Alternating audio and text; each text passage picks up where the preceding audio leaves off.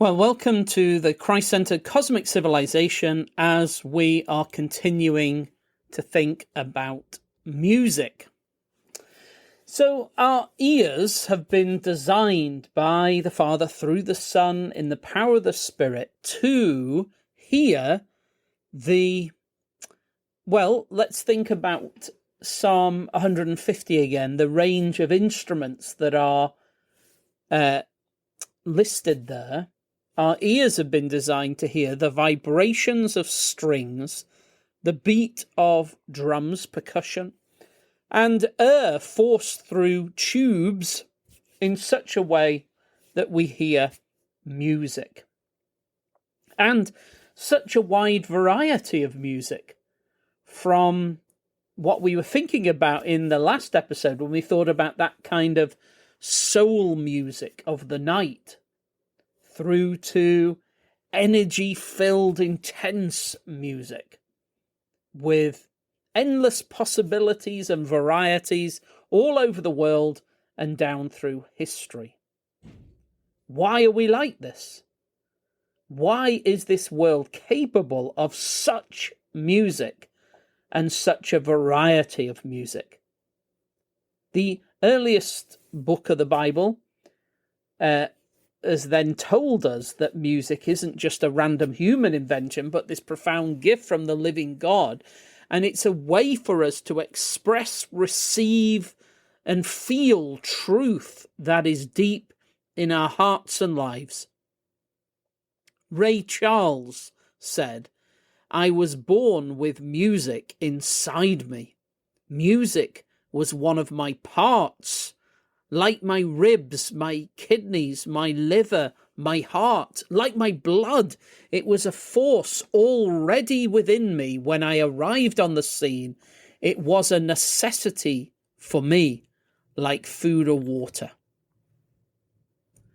So that experience of music, it sounds ridiculous. It's like a fairy tale, a superstitious dream, unless there is this divine musician who gives us his music and allows us, even though we may feel our range and capacity for music is very large, very broad, that we're capable of so much. I suspect that the divine musician is capable of so much more, and he probably gets frustrated at how little we do with music. But nevertheless, when Ray Charles believes himself to be born with music already going on inside him, that can only be true if there is this divine musician who has had music going maybe before the universe exists. The living God gives us songs in the night, and think for a moment how even the natural world around us is filled with his music. So not just the music that we play with our own instruments or our applications on our phones or computers, or if we're wise, better played from vinyl or mini disc or something. But not just that sort of music, human-produced music, but the world around us is filled with divine music, in the sense that if we stand outside at night and listen to that kind of music of the night, maybe we hear waves breaking, the insects, the birds, the wind. All of them create the natural songs of the night, and they are so varied and different all over the world. Like, if we think now about those sorts of sounds, maybe not just at night, but in the morning and things, and we can think of being in a particular part of the world and how that kind of music of the earth and the world around, how varied it is in all different parts of the world. And you can almost know exactly where you are in the world by listening to that kind of natural music. That is the original world music, different in every continent, in every region, even in every village.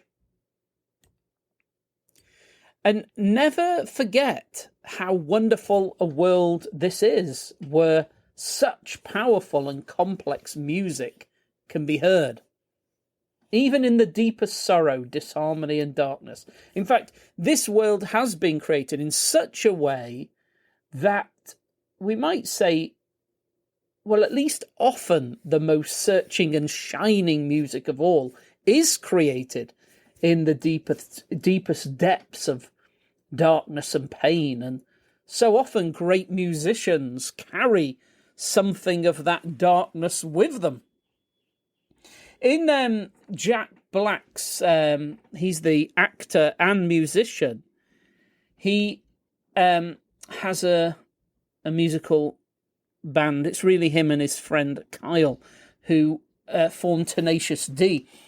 In his philosophy, the brightest and tightest music is straight from hell. He frequently articulates this idea that the music that is the most powerful, the deepest, the most energetic and life-giving, really, or life-full, is from hell, played by the devil. It's a good line when he talks like that. It's entertaining, maybe makes us smile. But I think Jack Black, when he speaks like that, he's articulating something that many of us have not experienced this culture, but it is something that's in certain kinds of American religious culture and other parts of the world also.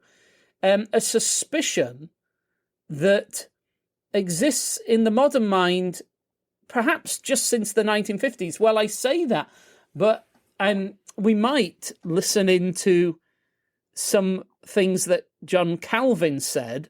I've got like a little booklet he wrote, and he had the same sort of almost suspicion. Not that the best music was from hell, but Calvin seemed to think it was childish. Music played with instruments and things was almost intrinsically childish. I may return to that in a future episode just to listen into that perspective. But Jack Black just says, no, it's from hell. And it could be that he's expressing it in this form that came from the 1950s, when a kind of nostalgic and ill-prepared conservative culture felt threatened by new forms of music and expression. In fact, Edward Elgar in I think it was the 1930s, suggested that God was against art in general. But that kind of mentality, and I think we must examine it more closely in a future episode, but it's a kind of knee-jerk reaction that is too superficial and totally misjudged. In the Bible, God sings, and angels are constantly making music. The churches all the way through the Bible, from the time of Moses in the Exodus right the way through to Revelation, churches make an incredible variety of music with intense dancing and complex singing.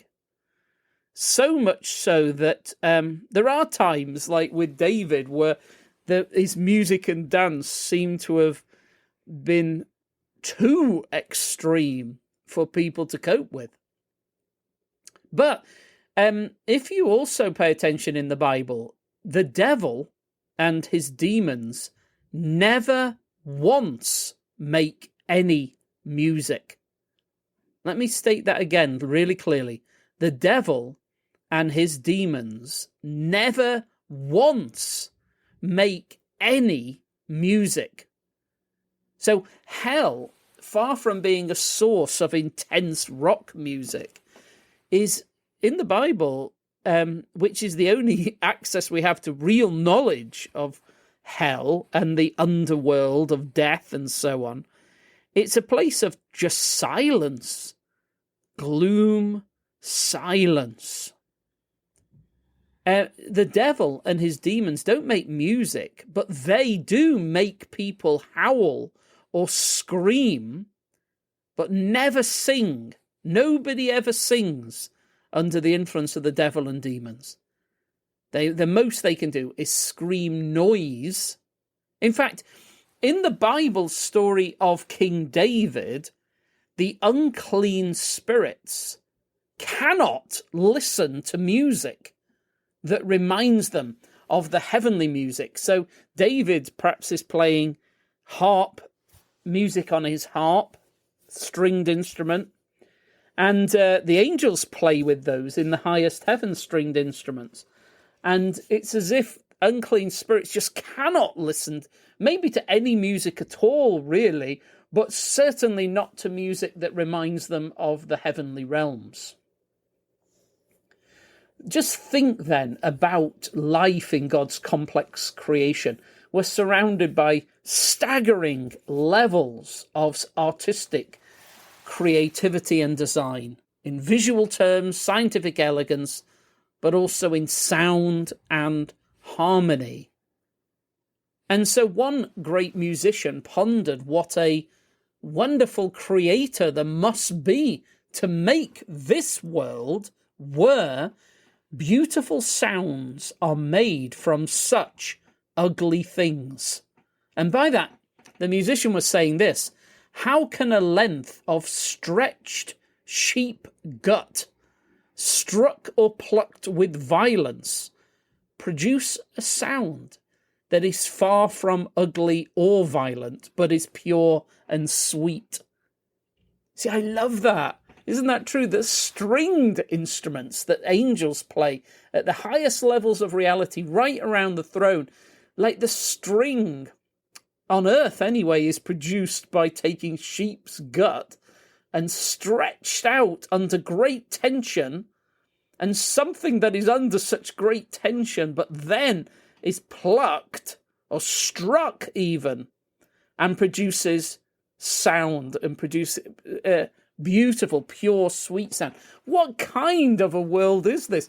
Whoever designed this world designed it to be filled with music, and he created so many creatures that sing and play music and beat out rhythms in millions of extraordinary ways. Now, I don't know if you've ever heard whale songs. It's one of those things that people who get into it really get into it, or people don't get into it at all. There's very rarely anyone who's middle of the road on whale song. It's all or nothing. And let's think why that is, why it's something that so impresses people. First of all, whales as a whole are special in the Bible. In the first chapter of the Bible, whales get this special mention. Beyond all the other creatures of the land, sea, or air, they are not grouped in with the other creatures in creation when they are created. They are a special category of creature created alone, a bit like the stars in the second heaven. They seem to have a special place for the Creator.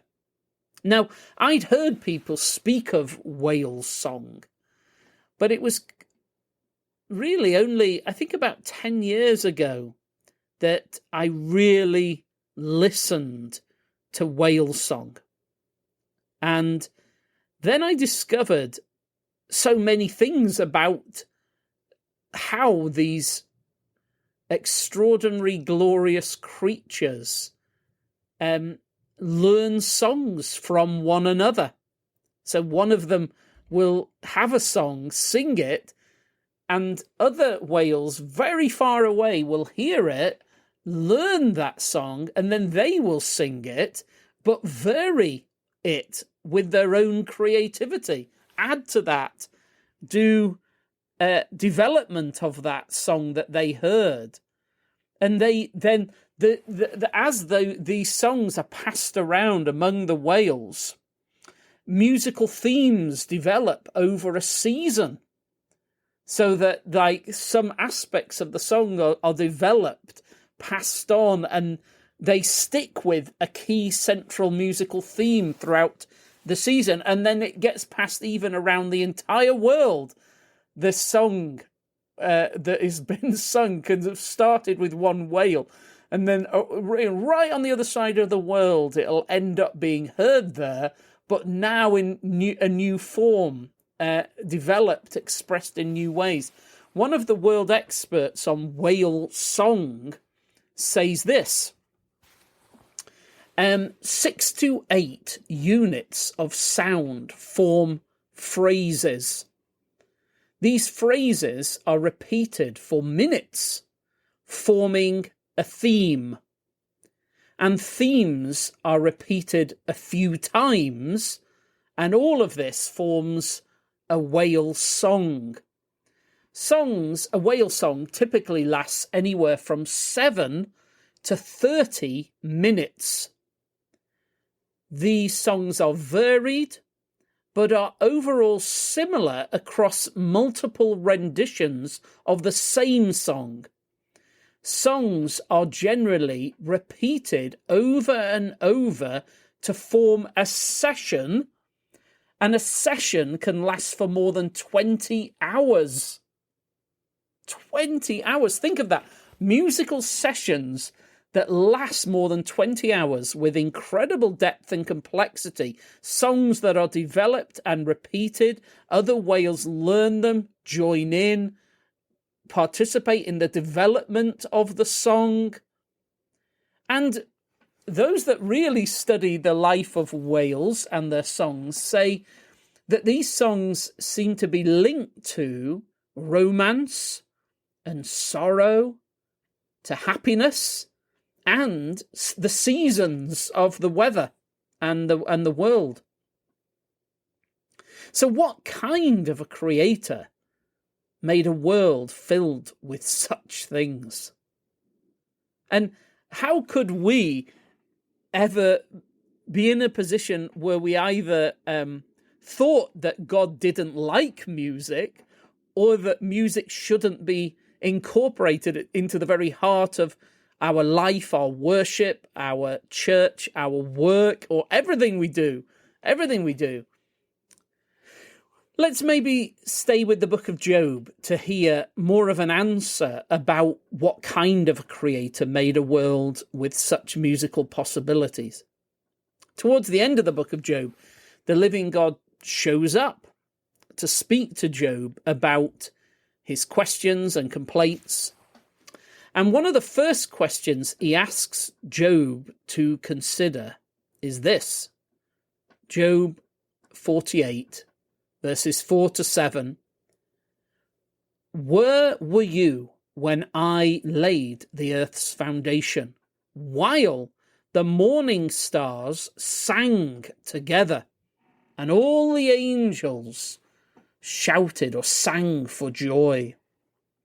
So God himself says that when he was creating the very foundations of the universe, he had the stars and the angels singing together, filling the universe with music while he worked on creating our world. Think of that. We probably like to listen to music while we work. But why do we? Why do we? It's because we were made to be like the God who created us. We were designed to have something of him about us. And even now, as messed up as we are, we find bits of him left in us.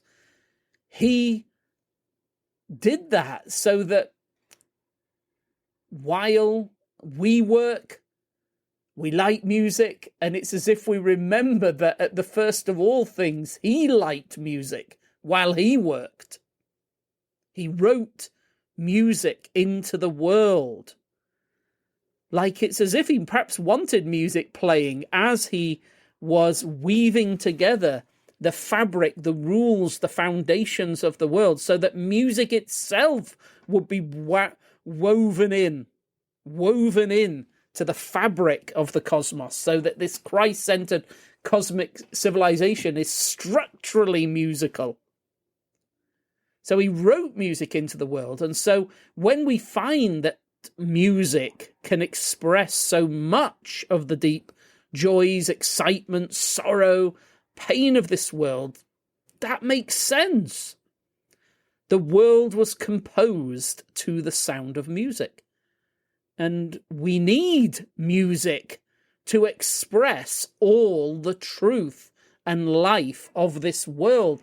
If we try to tell the truth about the world, whether in science or philosophy or anything else, but we try to do that without music, we try to reduce the truth of the world to a form that is not musical, we're not being true to the nature of the universe.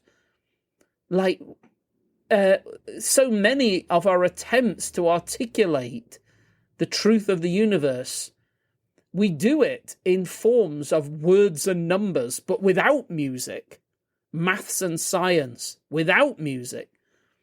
And therefore we come up short. That's not quite right. It doesn't quite fit. The Bible tells us that this living God himself plays music and sings when he saves us, when he brings us back to himself. There's Zephaniah 3:17 that this living God, if he lifts you up and gives you life and saves you, he sings in the highest heaven. He sings over you when he saves you and rescues you and helps you. Like, what? Isn't that an incredible thought, to think that if we call out to him in our brokenheartedness, and in that night time when we hear the songs of the night and we're reminded of him, this Lord Jesus, the chief musician, and we call out to him, and then he rescues us, that makes him sing, the living God. And there's, as Jesus says, there is great rejoicing before the angels in heaven when a sinner is saved, repents and comes home. Well, who is before the angels? It's God who is before the angels. It's God who is doing that great rejoicing, the living God, Father, Son, and Spirit. And the angels presumably watch as the Trinity performs this musical joy celebration over us when we're rescued.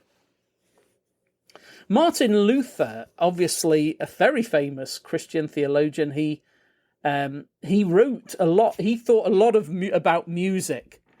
Let me give you a quotation from him that's great. He says, "I, Dr. Martin Luther, wish all lovers of the unshackled art of music grace and peace from God the Father and from our Lord Jesus Christ. I truly desire that all Christians would love the wonderful gift of music, which is a precious, worthy, and costly treasure given to humanity by God. The riches of music are so excellent and so precious that words fail me whenever I attempt to discuss and describe them. Next to the word of God, the noble art of music is the greatest treasure in the world. It controls our thoughts, minds, hearts, and spirits. Anyone who doesn't regard music as a marvellous creation of God must be a clodhopper indeed, and does not deserve to be called a human being. He should be permitted to hear nothing but the braying of donkeys and the grunting of hogs. Wow, what a great quotation. It's not a surprise that he got into arguments with other reformers who weren't so positive about creation and music. But music there, the vibration of the air, that's what music is. It's the vibration of air. But he also links it to the excitation of the spirit. Like it causes vibrations in the air, but he says it also causes like vibrations within us. Sound is made when vibrations in a throat, a string, an object, a tube are shared through the air with an ear. But everything in all creation is full of vibrations, as if all things were constantly humming with potential music and sound. In a quantum perspective of the universe, we may view everything in terms of waves as well as particles. But if we do that and think of everything in terms of waves, from this perspective, everything in creation can be seen in terms of vibrations, or even as sounds and pitches and tones. And we can render every object and thing in terms of these vibrations and hear the sound of that very thing.